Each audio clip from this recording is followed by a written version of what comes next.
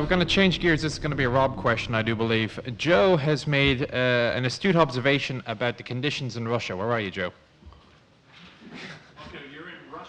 It's freezing cold. How the hell do you stay warm in the tank and not die from carbon monoxide? How do you stay warm in the tank there, Rob? Or your hands stick to the metal. What's your worst day in Germany?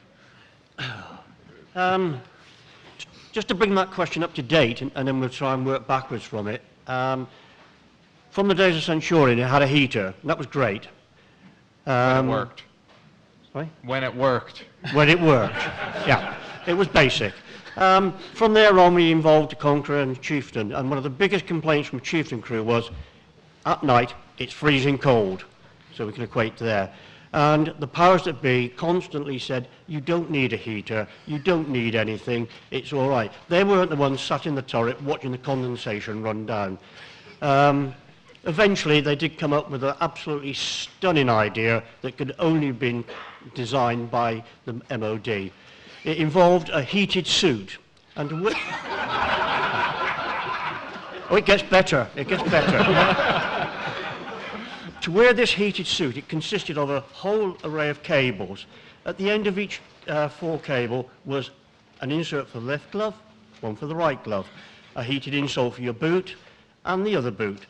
But you had to strip off and fit all this kit. You then attached the cables to your body so they wouldn't go over it. On top of that went a one-piece quilted suit, commonly known as the Chinese fighting suit because it looked like the kit the Chinese wore in Korea. Having got that lot on, you then put your overalls on and any overcoat or overalls you're going to wear. You then got into the tank. The connection, because bear in mind the tank is a rugged, dirty, violent environment, these plugs have got to be up to it. It wouldn't have looked out of place in a PC. It was so flimsy. You had a connection that went into a switch box. You plugged the two together. And the idea was that if you had to bail out, you could jump and these plugs would separate. No. You jumped and you left hanging there by the plug.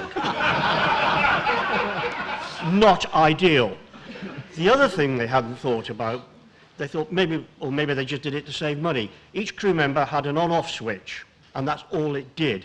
So you're thinking, a bit like it is now, cold, switch. Oh, too hot.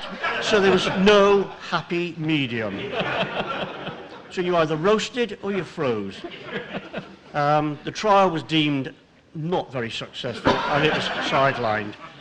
4 years before Chieftain went out of service, somebody in the powers that be said, I think it could be cold in those tanks, we're fit heaters. So for the last 4 years of its life, it had heaters, which if you put all 3 heaters on, killed the electric circuits dead. So you were just as cold. Well, the solenoid. The solenoid for starter mode would always, guarantee every exercise or operation would always break. So you used to get a bit of, Don 10, I'm sure. Bit of Don 10 spring. I'd just tie it up, and coming through the back decks when you wanted to start it, you'd have to get to the back, pull it. But you had to do the whole thing in reverse, otherwise you couldn't switch off. But as you say, you can bodge it, couldn't you? Yeah, you could do things to it, yeah. You couldn't get round a corner, transmission decks up, fire extinguisher, clean the brakes off and go around the corner. The steering used to go all the time because you'd have it was so bad at the back, everything would be leaking, so you get that much on the disc, so you get that much oil on the disc, and you go to turn right, and nothing would happen. You end up pumping it, and still nothing would happen. So we had so many accidents with it. But you have to put a lot of oomph in that steering too, don't you? Yeah. Other than that, it was great.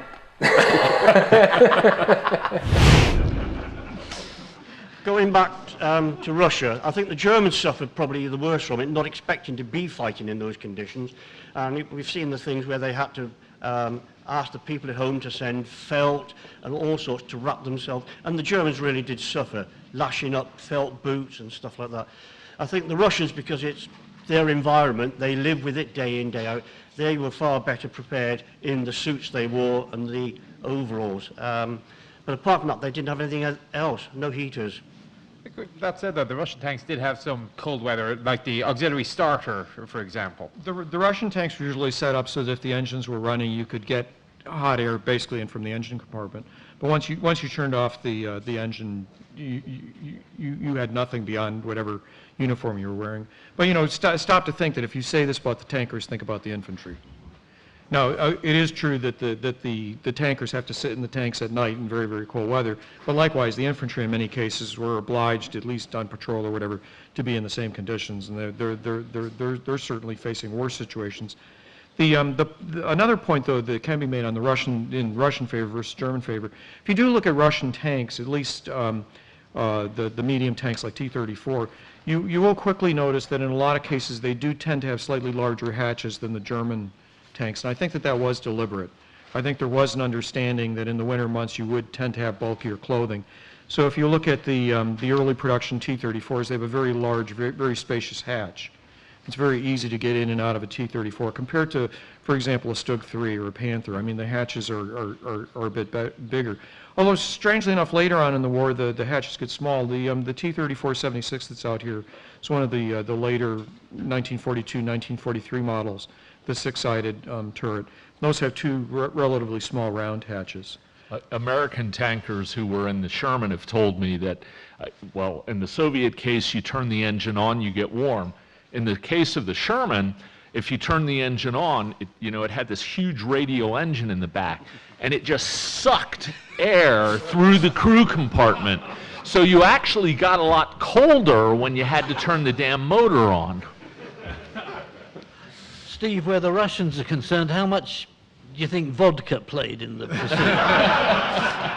But antifreeze. I think it is cultural, though. I mean, it is true that the Russians are used to that environment. They live in that environment. It's the same for folks here. I'm sure any of you who grew up in the Northeast or in the northern parts of the Midwest are well aware of what winters are like, and you're prepared to deal with it with clothing. And the Russian army was prepared in clothing. If you take a look at Russian infantry gear, it is well suited for winter. I mean, it's not ideal. Nothing's ideal for living outside in very, very cold weather. But the Russians were certainly prepared far better than the Germans were for extreme cold temperatures. The problem in tanks largely is one of space. I mean, forget the heaters. Most armies are relatively indifferent, especially, I would say, the totalitarian armies, relatively indifferent to the comforts of their crew. But if you do take a look at the central problem the tankers face in the winter months, it is the bulkiness of the typical crew garb and the issue of not only getting into the tank, you can do that at your leisure, but it's when the tank gets hit and starts burning and you have to get the hell out, and you're burdened with layer upon layer of clothing. You have on big, heavy, clumsy boots. And any of you who have tried to get in and out of the vehicles here will know how difficult it is, even in ideal circumstances, never mind in those conditions when you have on very heavy clothing. Well, how did tanker uniforms develop there? I mean, were there special programs for the different countries that this would be suited for tankers, or was it just more fashion-based? Especially if you ask Patton. Which army? Which army? Well, let's start off with the Americans. Well, the Americans had a whole body covering twill uniform, and they started out thinking big pockets would be really good because you could put stuff in there. But the tankers found out that you tend to snag, and so the pockets went away. But it was a very simple uniform, and it was purely utilitarian. No style at all. It was a coverall, really. Yeah, that's all it was. Now, in the Pacific, it was too hot. So tankers there generally fought in fatigue pants and often without any kind of shirt. And it actually turned into something of a medical burden because they burn themselves pretty often. I don't know if you encounter that with the Marine Corps, but you see it in the Army records. Usually, but yeah. Terrible humidity and heat conditions at various times. The Germans went for a short jacket, but again, it's the same thing. They didn't want the longer jackets that the normal troops were using because they didn't want bulky stuff in pockets to catch when they were trying to get in and out. And the Russians, of course, use simple coveralls. The Russian tanker uniform is a simple one-piece coverall. There was a summer issue and a winter issue, the summer issue obviously being a lighter fabric and the winter issue being a heavier fabric. But it was simple coverall. Now, obviously, in the winter, you're issued a winter coat. And that's where the issue comes in, because if you've seen, for example, sheepskin coats and that sort of thing, it adds a lot of bulk But it's better than freezing to death. It is true, though, that the tanker jacket was a very popular fashion accessory, and it was an important target for liberation by other soldiers. Tanks, no, that's not their thing. But actually, my wife does share an interest in the Second World War because she tracks down art looted by the Nazis. And so oddly, we wound up sharing an era in time.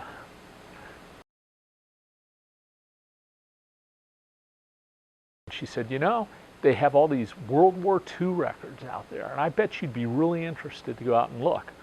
And since I'm a tank nut, I thought, well, I'll go look at the records of the separate tank battalions. And I started going through these records, and I was just astonished what I was finding there. I've read military history since I was in junior high school, probably. So a broad range of it, and I had never seen anything about this. They were mentioned, but nobody had really provided a history of these guys. They were involved in practically every battle in the Second World War. They were key to the success of American infantry divisions, and they'd been completely ignored by historians. And I was talking to a friend one day, and he said, well, why don't you write a book? And I thought, well, why don't I write a book? And now I've done 8, and I think my wife may regret having sent me off to the archives that day, since I spend a lot of time there. It's a hobby, but I would call it more, I'd call it more a vocation. Because I spend a lot of time at it, and I do that because, well, first I love it. It's just plain interesting. But I've come to view the books I write as telling the stories of people who have been ignored by history. So it started with the separate battalions. I moved on and well, that was the first history of them, of course. Then I wrote the first book-length history of the tank destroyer force. Another group of men who were involved in pretty much everything that happened during the war, virtually ignored by historians. Again, mentioned, but nobody had ever really talked about them. I did a book then on the mechanized cavalry, exact same situation. Though in that case, about 4 other people had the same idea about the same time, so now there are actually several books on the mechanized cavalry. I did a book on the campaign along the Ruhr River, not the R-U-H-R, the R-O-E-R, west of the Rhine. And again, it had been talked about in histories about the war more broadly, but nobody had bothered to write a history of that campaign. And I was just astounded to realize how many stories had been left untold, despite all the work that's been done on the Second World War. And I've found when I talk to veterans that they are extremely appreciative that somebody has finally come along to tell their tale. And that's been one of the most rewarding things about doing these books.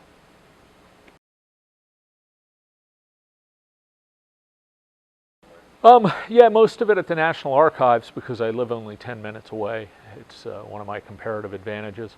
But I've gone up to Carlisle and done work at Military History Institute. But those are my 2 main sources. And it's the one reason I focus mainly on American stories, because that's what's easily accessible to me.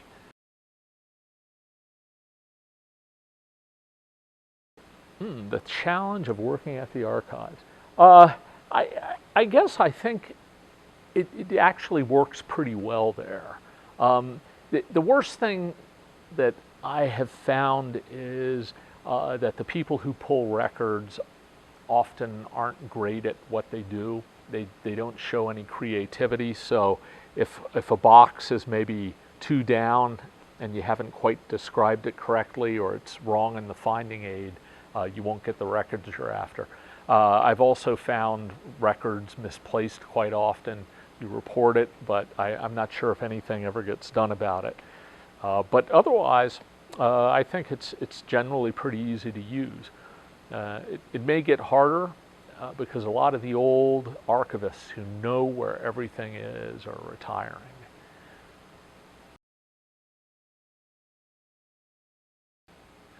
Well, I'm kind of working on a book that is going to examine why the Japanese and the Germans in particular, and the Italians to some extent, thought it made sense to declare war on the United States. And one reason the idea sort of flowered in my mind is Fighting Patton is looking at Patton through the eyes of his enemies and explores who his enemy commanders were, what their experiences were that led to their judgments. Why would they interpret his actions in one particular way? And in the process, somebody said, you know, what would be really interesting is in sort of a bigger picture, what did these people think of America? Why would they go to war with the sleeping giant? And the more I thought about that, the more I thought, yeah, that's a pretty interesting question. So that's what I'm pursuing.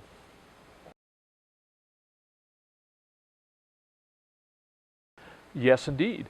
One of the kind of depressing things about military history in general to me is that it seems like very few historians today are looking at primary sources. I mean, it's different in like a community of people who focus on armor and dig into ordnance records and so on. But if you read a lot of the popular military history now, it relies primarily on memoirs and so on. When I started looking at the Japanese, which I figured was going to be the hardest, and I had to test whether I could do Japan or the project wasn't going to happen. Germany I figured would be pretty easy, but I read German, I don't read Japanese, so it was going to have to be source material in the English language telling me what the Japanese thought. Was that even plausible? And I looked at two things. One is, and I've never seen this cited elsewhere, maybe somebody has used it, but there were of course war crime trials for Japanese commanders and senior leaders after the Second World War. And the prosecutors accumulated an unbelievable amount of stuff. And when you dig into the files, you'll find, for example, hand-transcribed translations of the diaries of some of the key players in the Japanese leadership. And I don't believe anybody's looked at that before. And you do, in fact, get a sense of what they were thinking about the United States as they made the decisions, which I think go all the way back to even 1939, that they knew would lead to war at some point. Oh heavens, you know, I'd take the Sherman, the Grizzly one for sure, just because that's the tank that the men I started out with used, and you know, it may not have been the best tank of the war or anything like that. It may have been, you know, the humdrum hometown cutie kind of tank, but you know, that's what I'd pick.